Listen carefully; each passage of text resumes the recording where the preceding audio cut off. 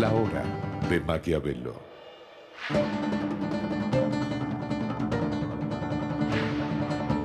Para conocer a los que están detrás del poder.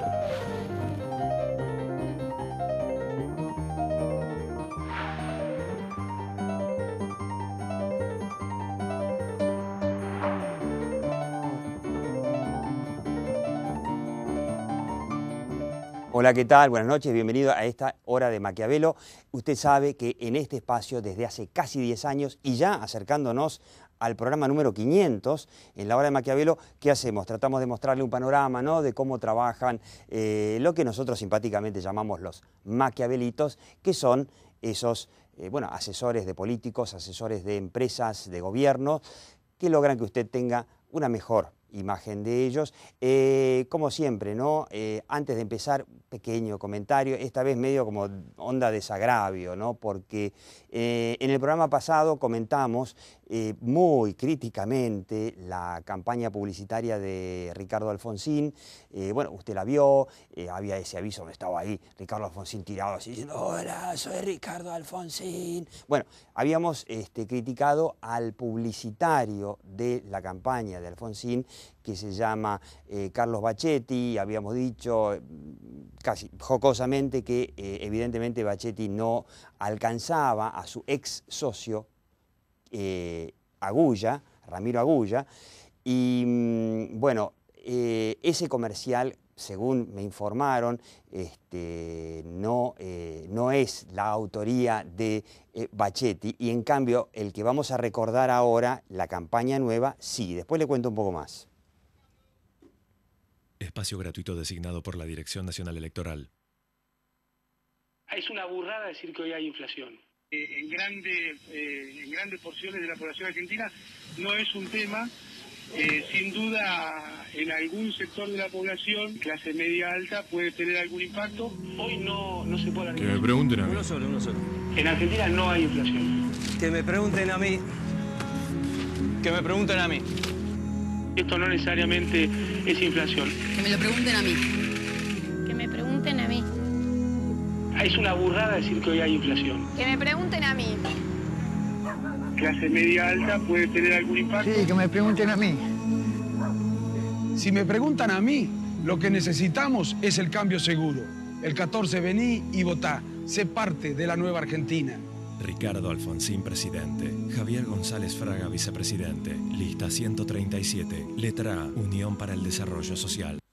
Bueno, ¿no? Está, la verdad que esto es publicidad política, ¿no? De verdad. Y ¿cómo se está manejando la campaña de Ricardo Alfonsín en estos momentos? Bueno, ahí el asesor, que usted lo conoció aquí en la hora de Maquiavelo, de Narváez, el socio de Alfonsín en la provincia de Buenos Aires, este venezolano JJ Rendón, a ver si lo tenemos por ahí, es uno de los gurúes internacionales de la estrategia electoral y del asesoramiento en materia de comunicación. JJ Rendón, Juan José Rendón obviamente, está también asesorando a Alfonsín y está junto con Bachetti haciendo un equipo de publicidad y de campaña que obviamente que mejoró muchísimo la puntería, así que bueno, el descargo está hecho. Y ahora le digo por qué se tiene que quedar a esta hora de Maquiavelo. Vamos a volver sobre el tema Zaffaroni. No es que queremos cargar las tintas contra el juez de la Corte, pero yo creo que han habido pocos casos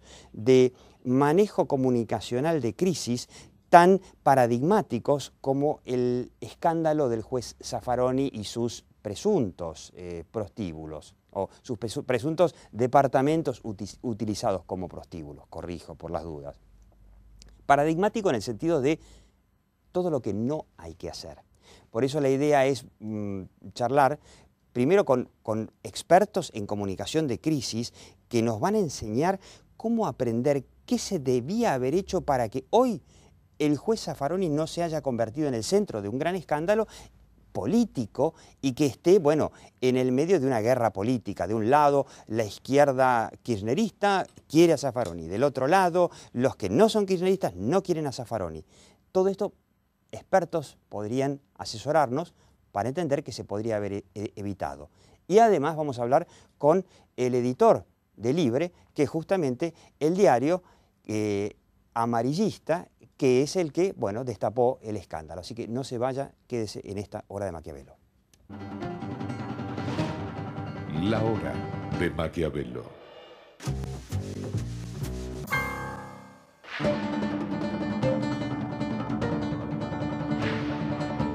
Quick Food Marfrig, 50 años produciendo carne para la Argentina y el mundo. Estamos por el campo. Somos una agroindustria que trabaja por una agricultura responsable. Producimos urea granulada y comercializamos todos los nutrientes que la tierra necesita. Profértil, nutrientes para el campo.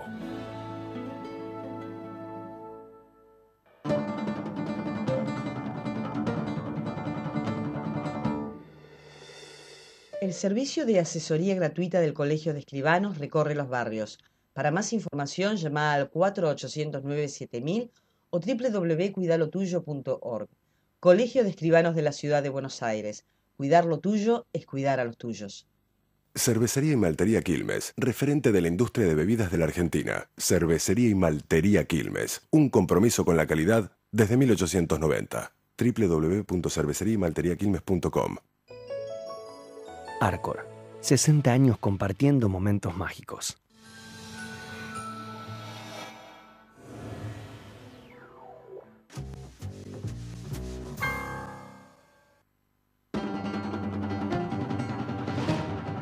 La Hora de Maquiavelo. Bueno, no, le decía, management de crisis. Hay expertos que asesoran a políticos, a empresas en cómo evitarlas, cómo prevenirlas y cuando uno está en ellas, cómo salir mejor parados. Estamos con, bueno, primera, Marcela Goldín. Ella es consultora, es además ex colega. Justamente acá hay media revista Noticias reunida, ex colega de la revista Noticias, que asesora a muchas, a multinacionales y asesoró muchas petroleras, podemos decir, algunas para las que trabajó, Shell, Petrobras, no sé, grandes empresas y muchas crisis, muchos líos. Marcelo Altuna, de la consultora Personally, que es una de las consultoras más grandes del mercado argentino, también otro experto en crisis, él es socio de esa consultora. Por ahí yo me voy a equivocar, vamos a tirar algunas de las empresas para las cuales trabaja la consultora de Marcelo Altuna, Arcor, ayúdame, mi memoria falla. Asindar, IBM, Bunge, Procter & Gamble. Por ejemplo, nada menos. General Electric. Y lo tenemos a Darío Gallo. Darío Gallo, bueno, usted lo debe conocer ya. Darío Gallo es el editor de Libre. Libre es el primer, digamos, a ver, es el primer, lo voy a definir medio mal, el primer diario tabloid amarillista ABC1, ¿puede ser una cosa por el estilo? No, Libre trata de ser un diario moderno para un público que tiene muchísimas pantallas en su vida y al cual es muy difícil traerlo al papel. Nosotros creemos que todavía el papel tiene bastante tiempo por delante y estamos haciendo un esfuerzo por atraer a esos lectores y a todos los que quieran venir, ¿no? Que además Libre existe desde hace meses. 3 meses. 3 meses, en un momento en donde todos los pronósticos apuntan a que toda la gente va a leer los diarios en sus tabletas, teléfonos. Es un intento, bueno, que Clarín lo imitó con Muy, o sea, no salieron solos, salieron con Muy. Puede ser que entre Libre, Muy, Crónica, que es el más tradicional de ese tipo de diarios, más el Popu, el diario popular, que el mercado se expanda y que, como en otros países del mundo, sea un mercado verdaderamente importante, porque en la Argentina es un segmento chico. Lo primero que parece ocurrir es eso, que se está expandiendo el mercado, porque ante la salida de Muy y de Libre, Diario Popular no ha bajado considerablemente, Crónica no se mide oficialmente, pero creemos que tampoco. Entonces, como suele ocurrir cuando salió Hola para competir con Caras, se aumenta el mercado, más allá de que la competencia beneficia a los lectores porque bajan precios o se produce más y mejor, pero lo que está pasando es hay más lectores. O sea que hicieron buen negocio en que Clarín sacara Muy al mismo tiempo y ayudara a meter en el mercado un tipo de lectura que es rara. Vamos a ver un par de las tapas de Libre que enojaron al ministro de la Corte, Zaffaroni. Bueno, otro puticlub en otro departamento de Zaffaroni, a ver alguna más, por ahí tenemos varias. El puticlub del juez por dentro. Claro, aparecen nuevos puticlubs en los departamentos del juez de la Corte, ¿no?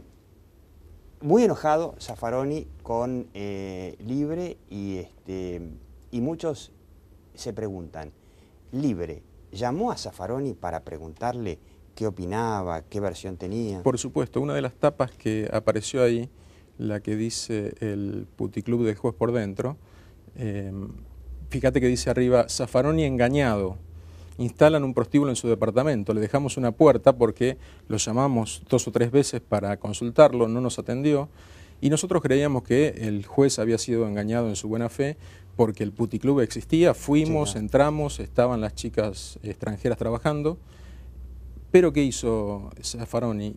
Salió a los 2 días a hablar con Víctor Hugo Morales, donde más que preguntas recibió solo elogios, y ahí comenzó a enredarse porque nosotros 2 días después descubrimos esa tapa que vimos también que dice otro puticlub en otro departamento del juez.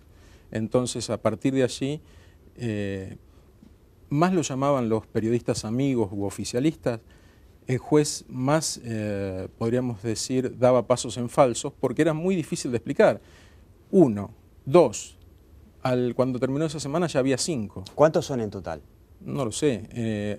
Yo podría decir que hasta ahora se han descubierto 5, algunos dicen que 6, pero en cualquier lugar del mundo, un ministro de la Corte Suprema, ya con uno tiene que explicar. En cualquier lugar del mundo, en cualquier país desarrollado o no desarrollado, un ministro de la Corte Suprema de Justicia de un país, que son más o menos como próceres, digamos, el último bastión de la justicia de un país, son sacrosantos. Entonces es un escándalo en cualquier lugar. Ahora, Darío Gallo, ustedes lo escucharon, dice, Zaffaroni no aceptó los llamados de Libre para explicar, para dar su versión.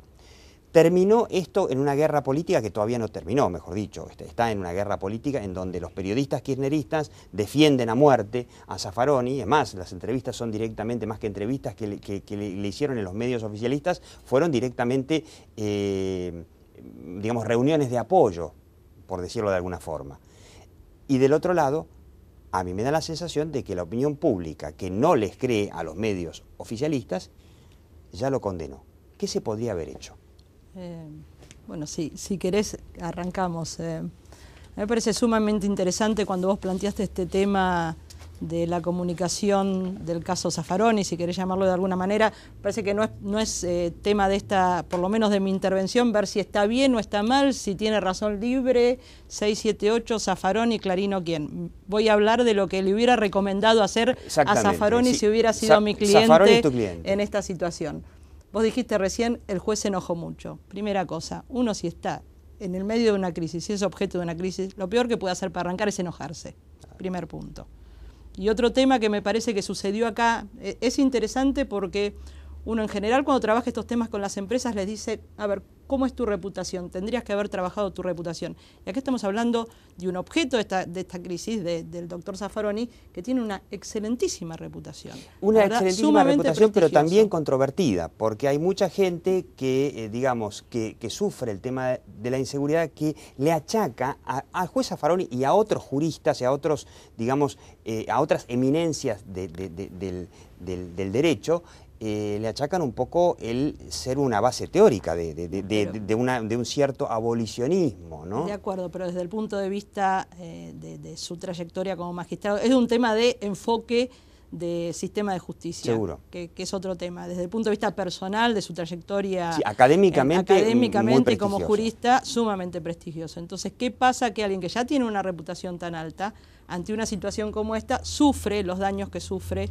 a su reputación. Y me parece que es claramente no haber manejado las expectativas, no haber comprendido cuáles eran las expectativas de la sociedad en general, y esta cosa de haber ido a jugar el discurso equivocadamente en el escenario que no debía jugarlo. Es decir, en comunicación muchas veces hablamos, ¿le hablas a la interna o le hablas a la opinión pública. Claro. Y le habló a la opinión pública como si le hubiera estado hablando a la interna, cosa que un juez de la Corte Suprema de Justicia debe haber evitado. La interna se juega en la interna y lo público se juega en lo público. Esa es una primera aproximación, si les parece. Sí, yo creo que en línea con lo que dice Marcela, hay 2 o 3 cuestiones técnicas, pero no por ser técnicas no dejan de ser apropiadas tanto para casos empresarios como para este tipo de casos, que tienen que ver con algunas cuestiones como, a ver, lo primero es la resignificación del problema en términos del afectado, es decir, no dejar que te delimiten y te marquen la cancha otros. Y creo que el juez tenía una oportunidad, y Darío lo marcó en la primera nota, creo, de Libre, cuando le queda esa ventana abierta, que es que el camino abierto que le queda para por donde él tendría que haber ido. El segundo tema en relación con eso es que estas crisis tienen como 2 planos. Un plano que es el plano de la crisis en sí misma, es decir, si existen estos departamentos y están alquilados de una manera irregular como estaban alquilados, este es un problema, más allá de cuáles son sus implicancias comunicacionales, y hay que atacar ese problema y resolverlo rápidamente. Claro, ese es uno de los temas fundamentales. Entonces, antes de hablar de la comunicación tenés que ir a resolver el problema. Y con humildad, que es otra de las cosas con las cuales nosotros en general con las empresas es sobre lo que más tenemos que machacar, ¿no? Frente a una situación que te involucra, más allá de que uno pueda pensar que tiene los elementos para defenderse, debe hablar siempre con humildad y asumiendo el dilema del problema que está representando y blanquearlo y decir, si hay algo mal, lo voy a resolver. Siempre decimos, pero ¿no? Esto es lo que decía Marcelo Altuna, es muy interesante, ¿no? Porque en el fondo de todo, un problema hay. O sea, los puticlubs están ahí. Se da mucho en casos empresarios donde por ahí la culpa recae en un proveedor, en un tercero, y entonces rápidamente por ahí la tentación en la empresa está en pasarle la culpa al proveedor, ¿no? Es un clásico. Por ejemplo, en la industria automotriz, en donde los autos se hacen con 25.000 distintas autopartes. Entonces, la tentación es grande. Toyota hizo un trabajo muy interesante. Hoy Toyota es la marca más prestigiosa del mundo en el tema ecológico, por ejemplo. Toyota hizo un trabajo muy interesante cuando tuvo la gran crisis del recall por los aceleradores hace 2 años, de entrada decir, la pieza la fabrica un proveedor, pero nosotros nos hacemos cargo. Absolutamente. Sí, y el otro punto que ya Marcelo lo adelantaba es definir el nivel de actuación. Es decir, cuando tiene una crisis de esta naturaleza tiene que definir el público objetivo. Y como bien decía Marcela, aquí el público objetivo es toda la opinión pública. Digo, no es un sector partidario o afín. Y creo que en esto me parece que en la situación que hay hoy, controversial, donde están tan divididas las aguas y los medios de alguna manera también, del lado oficialista y del lado opositor, digo, a veces es desmerecer esa opinión pública que queda en el medio y que yo creo que es mayoritaria y que en un caso como este, de un personaje de semejante reputación, digo, está esperando otro tipo de respuesta, está esperando otro tipo de abordaje y tal vez otro tipo de vehículo para comunicarlo, como podría haber sido eventualmente una conferencia de prensa inmediata cuando el caso se debe. Ahí está, porque recordemos, Zaffaroni habló únicamente con los periodistas amigos, los periodistas oficialistas, Víctor Hugo Morales, el más conocido, pero con todos los medios oficialistas. No habló con Libre. Se le puede perdonar no haber hablado con Libre, pero sí hacer una conferencia de prensa abierta a la que, por ejemplo, Libre podría haber mandado un periodista. O sea, hubiese sido ese el camino. Además es curioso porque, como decían recién ellos, sale a sobrar la situación, tal vez por el ambiente propicio en los medios que habló, y eso creo que se le vuelve en contra rápidamente. Claro. Entonces, una vez que sobró la situación, mintió. Por ejemplo, dijo, sufre un acoso mediático de un periodista que lo llama 3 veces, porque a cualquier periodista hasta le da vergüenza tener que llamar a una personalidad como Zaffaroni para decirle, señor, ¿usted tiene un departamento con prostitutas? Imagínate la situación del cronista. Y él mintió descaradamente con Víctor Hugo diciendo, me llamaban a altas horas de la madrugada, a mí y a todos mis colaboradores. El cronista que lo llamó a la oficina de Zaffaroni, dejó el mensaje a la secretaria y le mandó un mail en el horario de trabajo. Los periodistas trabajamos ahora más o menos en horarios aceptables. Antes era hasta altas horas de la madrugada, ahora en horario judicial se le llamó 2 o 3 veces y se le mandó un mail porque por ahí la secretaria no se lo había comunicado. Pero salió diciendo rápidamente con Zaffaroni que sufría un acoso mediático de un diario amarillista. No podemos acosar a nadie nosotros. Y sin embargo él usó después, yo le calculo más o menos 15 a 18 horas para hablar con distintos medios, ir a distintos programas del grupo oficial. Y no se detuvo en dar una conferencia de prensa, porque nosotros no pedíamos hablar solo con él. que hablara con periodistas que le preguntaran lo que tenía que preguntarle. Vamos a ir a una pausa y para después vamos a plantearnos cómo podría haber sido en un caso hipotético en donde el mismo Zaffaroni, ante la misma pregunta del periodista, vamos a hacer una especie de roleplay, que está de moda, de cómo podrían haber sido los pasos, desde su respuesta libre hasta, bueno, el resolver la crisis sin convertirla en, casi diría yo, una condena injustificada e innecesaria. Porque lo más probable es que, bueno, no sé si lo sabía o no lo sabía, pero se podía haber manejado. Así que no se vaya, quédese un segundito. La hora de Maquiavelo.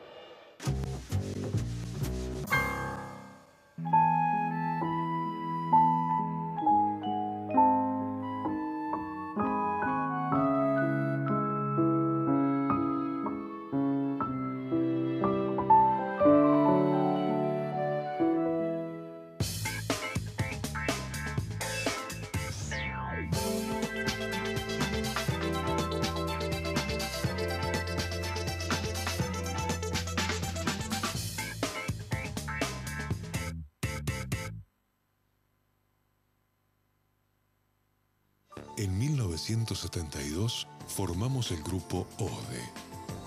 Hoy, más de 1 millón de personas confían en nosotros. Grupo ODE. Un grupo de personas.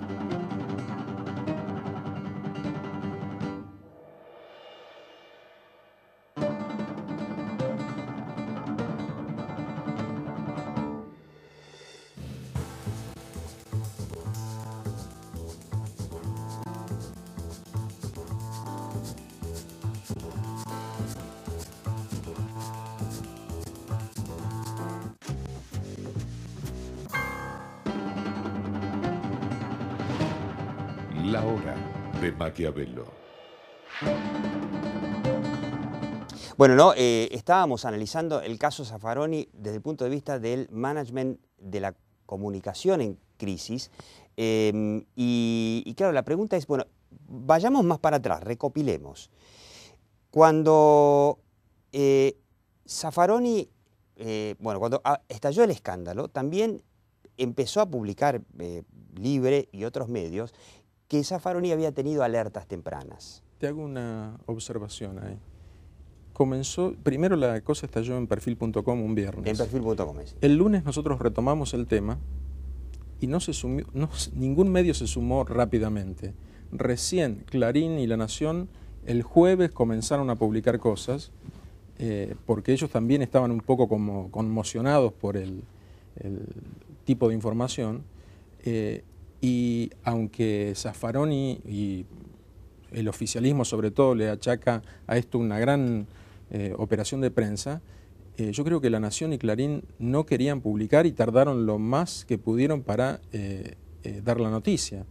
Con lo cual, eso de la operación mediática es también un invento que se hace sobre la marcha y creo que es contraproducente. Claro, es una forma, puede funcionar, es como una especie de victimización. Bueno, yo soy víctima de una campaña política en medio y además destacando que hay periodo de elecciones. Te cuento una cosa que lo pueden analizar ellos que son especialistas en comunicación. En el año 96 creo que era, en la revista Noticias hicimos una investigación sobre el pasado filonazi del ministro de Justicia Rodolfo Barra. El famoso Rodolfo Barra. Él terminó renunciando a las 3 semanas porque Menem tenía que ir a un viaje a los Estados Unidos y el Congreso Judío Mundial dijo no puede tener este hombre de ministro, renunció.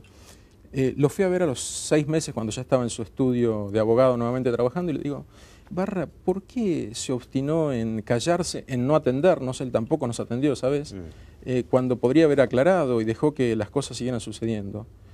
Y me dijo, eso es la soberbia del poder. Mirá vos. Qué dato, ¿no? Ahora, volviendo a qué podría haber hecho Zaffaroni.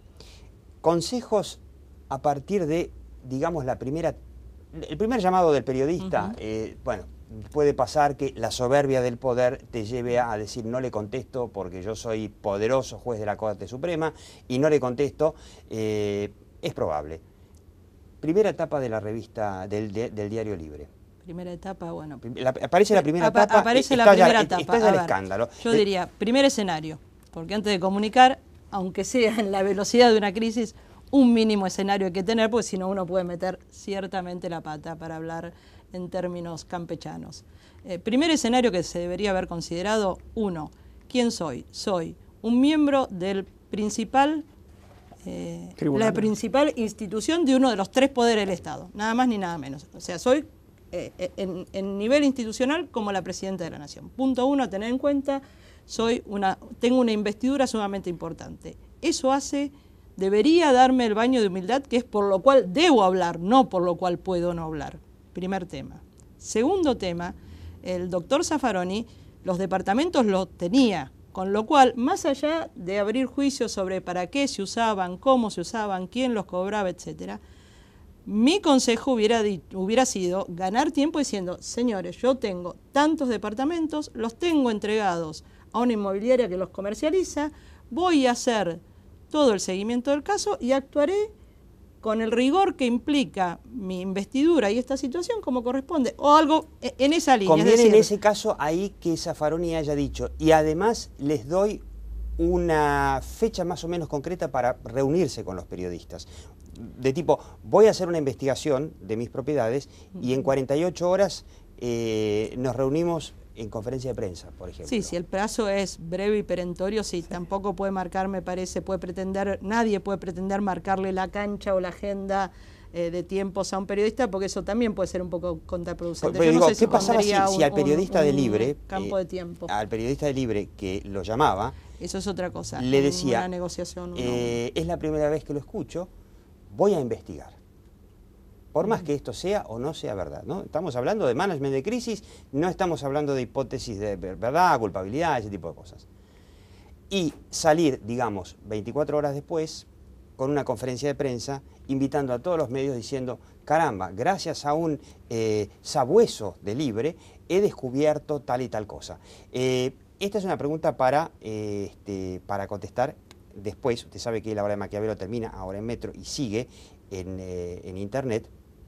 Le recuerdo que estamos con Darío Gallo, que es el editor de Libre, estamos con Marcelo Altuna, que es uno de los socios de la consultora Personally, y con Marcela Goldín, una consultora. Los dos son especializados en el management de crisis, con la idea de, bueno, analizar en base al caso del juez Zaffaroni, al escándalo de los presuntos puticlubes que se usaban en sus propios departamentos, cómo se puede entender los pasos que debe seguir alguien en una situación de crisis, sea una personalidad o sea una empresa. Como siempre le digo, ¿no? Mire, acá, a ver si podemos ver la web de lahorademaquiavelo.com, ahí no aparece. Bueno, usted se mete en www.lahorademaquiavelo.com, ¿no? Ahí me prometen que la van a mostrar. A la izquierda va a tener el programa para repasar, a la derecha va a tener esta continuación del programa donde vamos a analizar el management de crisis y qué podría haber hecho y si todavía está a tiempo Zaffaroni para, bueno, despejar las dudas. Yo le agradezco a Marcelo Goldín, a Marcelo Altuna y a Darío Gallo, y le digo como siempre, ¿no? Desde hace casi ya 500 programas, ¿no? Mire, la realidad está ahí y algún día vendrá y será a cargo de nosotros, pero aquí, en La Hora de Maquiavelo, lo que nos importa es la percepción. Chau, hasta la próxima Hora de Maquiavelo, aquí por Metro, los domingos a las 22, y usted ya vaya, corra a la PC, notebook o iPad y siga viendo La Hora de Maquiavelo.